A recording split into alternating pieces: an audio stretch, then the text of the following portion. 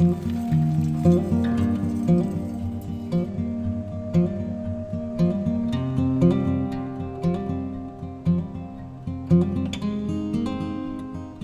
flower friends, it's Nicole from Flower Hill Farm, and today I'm at the nursery and I'm unboxing my mum babies. These are the plugs that I got in from Jolly Farmer to grow from now until the fall when I'll be selling them here at the nursery. Now last year I grew them at the farm, and up until this morning that was the plan this year too.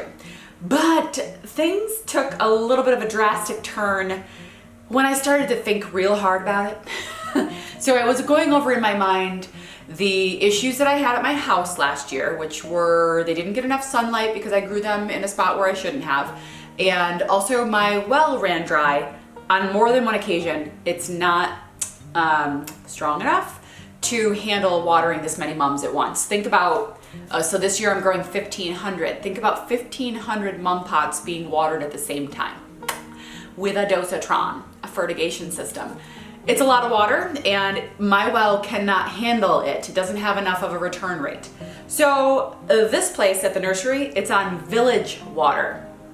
It's basically an endless supply of water, and I don't get charged water here for water that doesn't return into the septic sewer system. So the hoses in the greenhouse, I don't pay a water bill for that. That was another check in the reasons to grow them here.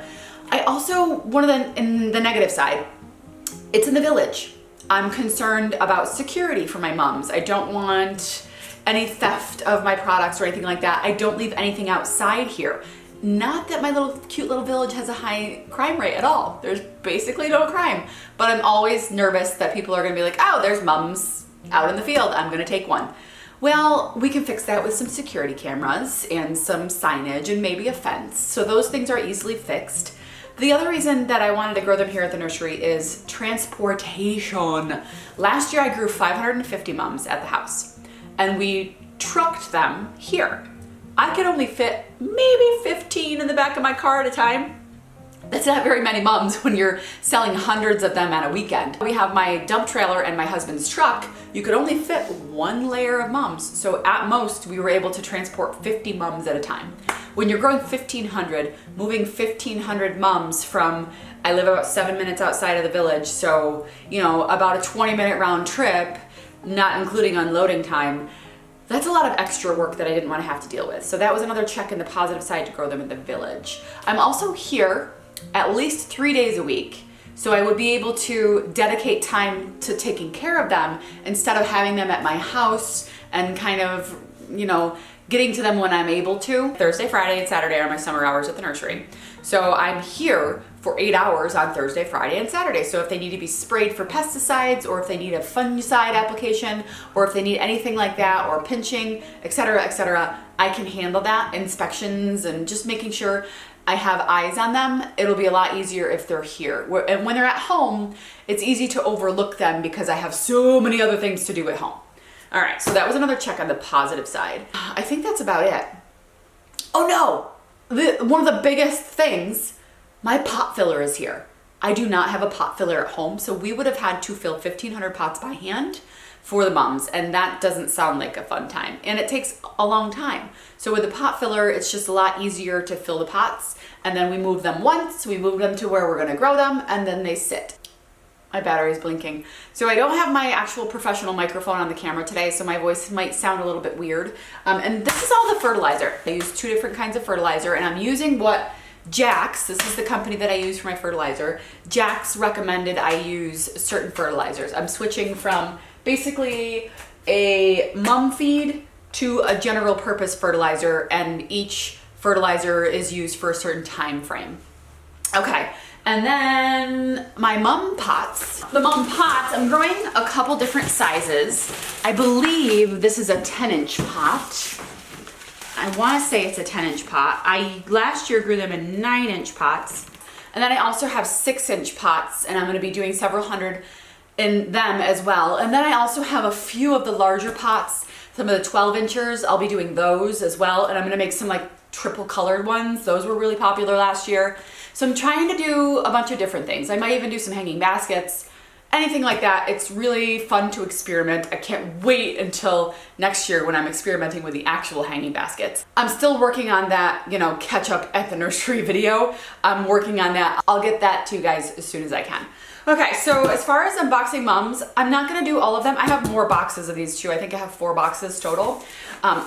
They're basically identical. It's not like an exciting unboxing because they just look like baby mums and there's no differentiation in the variety at all yet. So I'm just gonna take a couple trays out and show you, and then I'll go over the varieties that I'm growing. I don't even remember how many varieties that I'm using.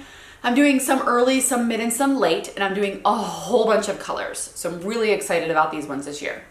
This mess behind me, I'm so excited because this is not mum related, but this is renovation related. Greenhouse number 3. I don't know if you remember, we redid the front of it last fall, I guess. We still haven't put the siding up because I wasn't sure what I wanted to do, but now I figured it out and the rest of the supplies arrived, and we were going to start renovations on it today, but it's supposed to rain all day. It actually should be raining right now and it's not. According to the radar, it should be. So we waited and we weren't gonna start tearing things off today, but now I wish that we would have. We could have at least got like an hour in of work, but anyway, the sides of that greenhouse are plywood and it's rotten and falling apart, literally dissolving when you touch it. It's deteriorating. So I wanted it to kind of look the same as number 1. So I ended up getting, I'll show you these amazing panels. They weren't cheap. This is the panel. It is so nice. It's texture, it's heavy, it's thick. It is so cool. And this is gonna be the side of greenhouse number 3. And it's also gonna be installed underneath the windows so that it's gonna mimic the front of number 1. Number 1 has the cinder blocks all the way around it. I really like this. It's from a company called Tando. Creek Ledgestone is the name of the company. I already have all that siding. So we have all the materials, all the supplies, all the new plywood to go underneath it. We just need some weather to get it done. Okay, let me clean up this area because the doors are open. I forgot to show you the mums. Okay. Let me open the iris up a little bit. Okay, so they just literally look at these.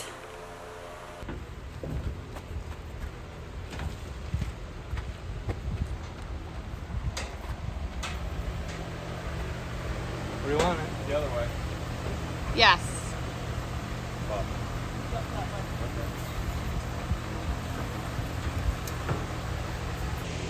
Okay, so it's actually the next day and we just moved the pot filler into number 4 because I have the mums growing right outside this door. The former position of the pot filler, it was just a long walk to bring all the pots outside. So that's why we moved it in here. It only took us 5 minutes to move it, and it'll take us, oh my gosh, hours less moving the pots from here to there.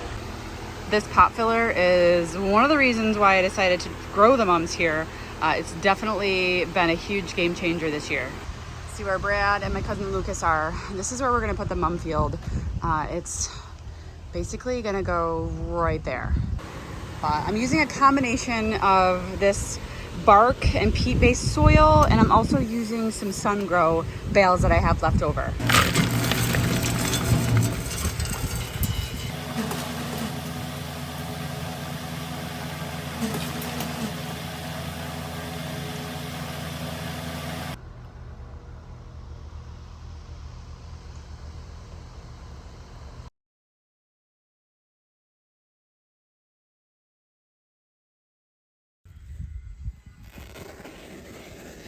Go through? It went through! You wanna just get the edge?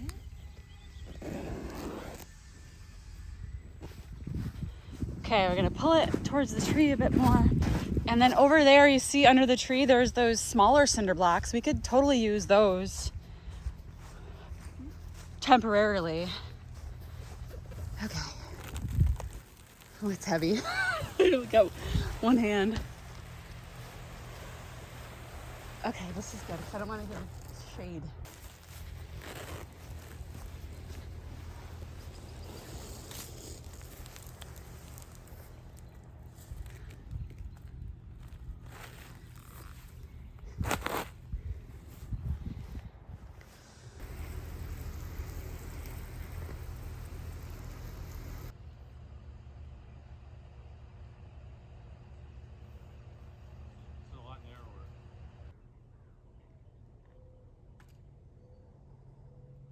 We just took everything from our house and we moved it up here. Obviously the fabric is new, but these, the drip irrigation is from our house. So we're just setting it up here. We have to stake it into the ground with the staples. And then everywhere you see a little emitter, we put one of the spiders, which are over here. Each one of these spiders has 4. I don't know why they're called spiders. They only have 4.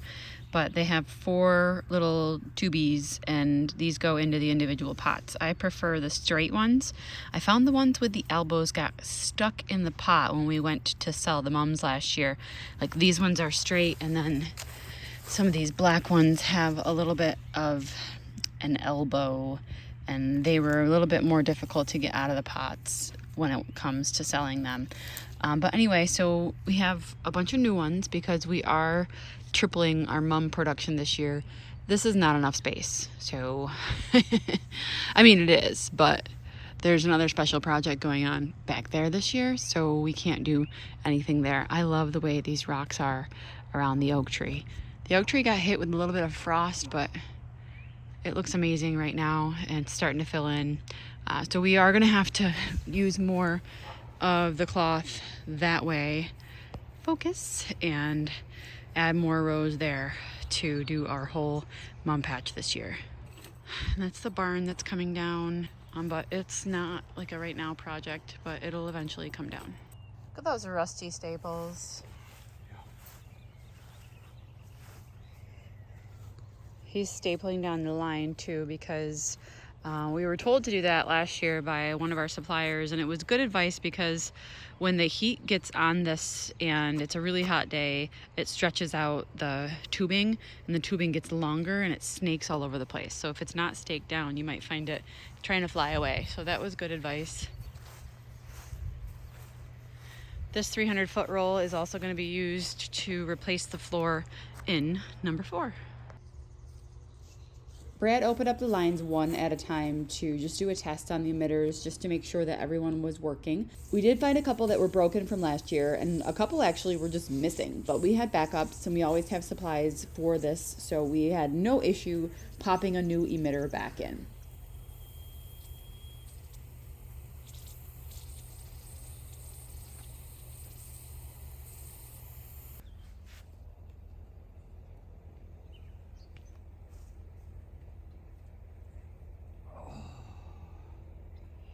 This video was shot over the course of about 10 days. That's how long it took to do all of this work, setting up the new field, filling the pots, getting everything in. And we're still not done, guys. I still have a couple of hundred that I do need to pot up, but I wanted to go over the varieties with you guys. So very quickly, here is a list of the mums that I'm growing this year. I probably did too many varieties. I'm probably going to reduce it next year, do more of fewer colors. That way there's not too many choices.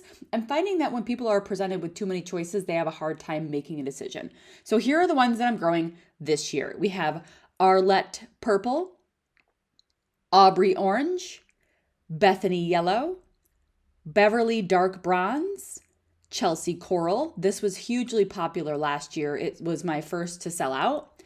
We have Dorothy Bronze, Elizabeth Dark Pink, Ellen Golden Bicolor, Gigi Gold, Gigi Snow, Haley Gold, Hannah Orange, Jacqueline Peach Fusion, Rihanna Red, Selena Red, Stacy Dazzling Orange, Stacy Pink, Summer Sunset, Blitz Lemon, Catch Red, Champagne, Concert Purple, Darling Pink, Power Red, Seaside Red, Adiva Purple, Amico Violet, Fonty Coral, Fonty Pink, and Padre Cerise.